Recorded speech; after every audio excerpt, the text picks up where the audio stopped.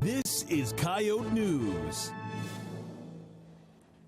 Tonight on Coyote Sports, the men's and women's basketball teams had media day this week. Hear from head coaches Craig Smith and Dawn Plitzwhite. I'm Celeste LaCourciere.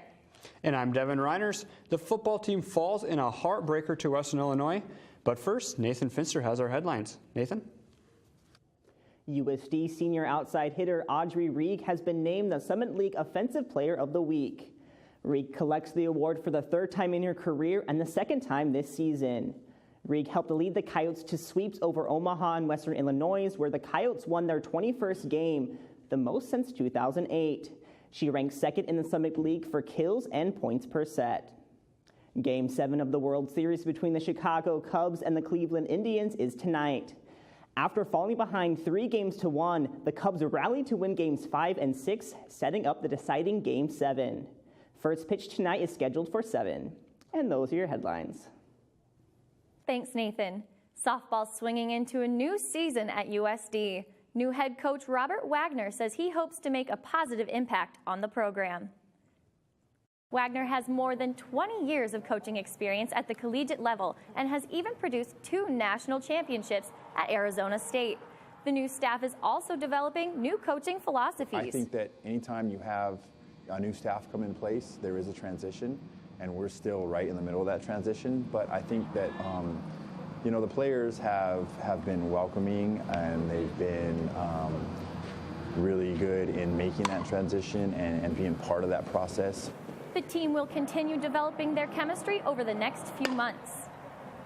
The season begins following winter break with their first game February 9th against Long Beach State in California. The women's cross-country team brought home the Summit League Conference title for the 3rd straight year. Coyote News' Heath Nimke is live in the muck with the head coach. Heath? Thank you. The women's cross-country team does it again for the 3rd straight year. I'm joined here with head coach Dan Fitzsimmons to talk about the season. Thanks for joining us today. It's my pleasure. So talk about Saturday. How did the team get ready for this Summit League title? Well, it starts off with a lot of miles during the summer, and they run on their own, and then they get here in the fall and late August, early September.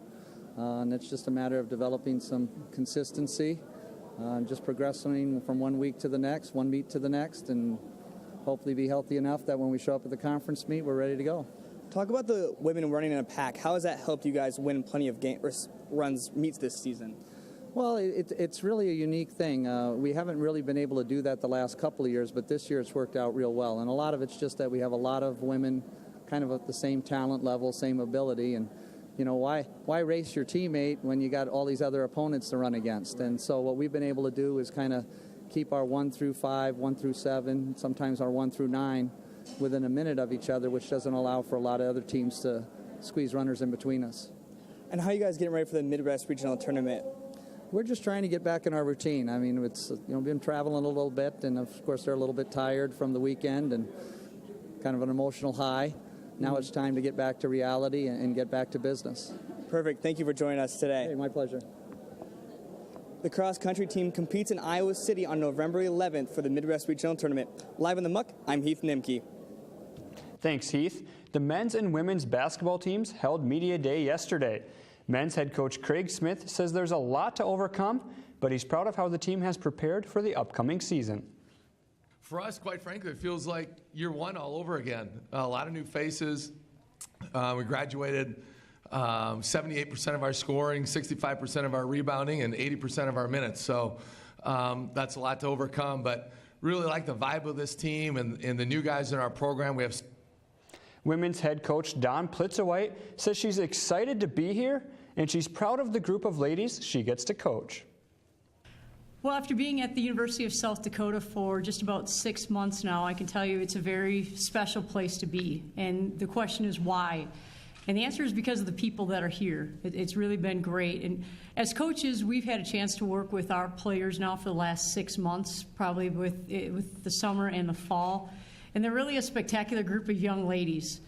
They work their tails off. They're very coachable. They're improving. And most importantly, we have a lot of fun when we're together. The Coyotes hosted the Leathernecks from Western Illinois on Saturday. It was the first top 25 matchup inside the Dakota Dome since 2011. The Yotes came out firing in the first half. Chris Strevler returned from injury this week, and he tossed 2 touchdown passes to Tristan Ducker and Dakari Allen, and he ran one in himself. Trevor Bauma added a rushing touchdown of his own to give USD a 31-14 halftime lead. The tide turned in the second half. A pair of touchdowns from the Leathernecks brought them within 3 points. The Coyotes' only turnover of the game proved to be a costly one.